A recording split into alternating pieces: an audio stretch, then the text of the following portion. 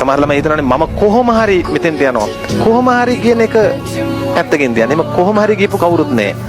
හැමෝම වර්තමානයේ හොඳට වැඩ කරලා තමයි එතෙන්ට ගියේ. එහෙනම් ඔය දරුවෝ හිතන්නේ මෙහෙම මම වැඩ කළොත් මං එතෙන්ට යනවා. ඒකයි හිතන්න ඕන.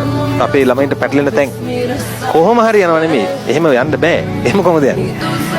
හිතන්න ඕන කොහොමද? මම දැන් වැඩ කළොත් මම එහෙනම් ඔය දරුවෝ ප්‍රශ්නේ එන ගානේ කොහොම හරි කරලා හොද්දට වැඩ ටික කරන්න. මේක වලගේ අයියෙක් අක්කෙක් ඉන්නවා නම් ඒගොල්ලන්ට කියන්න. ඒගොල්ලෝ රැකියාවක් කරනවා නම් ඒගොල්ලන්ට ප්‍රශ්න තියෙනවා නම් ඒ රැකියාව හොඳට කරන්න කියලා. කරන දේ හොඳට කරන්න කියන්න. තව දෙගුණයක් මහන්සිලා වැඩ කරන්න කියන්න. අන්න එහෙම වර්තමානයේ හදද්දී අනාගතේ එන්න තියෙන ප්‍රශ්න ටික පැනලා යනවා. හැබැයි පුතා ප්‍රශ්න කියනේවා එන්න තියෙනේවා. ප්‍රශ්න කියන්නේ ඔක්කොම ආපු ඒවා නෙමෙයිනේ එන්න තියෙනේවා. එන ගානේ අරක හිතන්න. මට මේ ආවේ එක ප්‍රශ්නයක් විතරයි. තව එන්න පුළුවන්. මම මේක විසඳගන්න. විසඳගන්නේ අර ක්‍රමයේද? කොහොමද? ගින්නක් එද්දී වතුර දාන්න. ගින්න නිවෙන්නේ ගින්නකින් නෙවෙයි.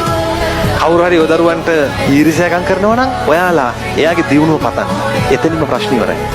ලෝකේ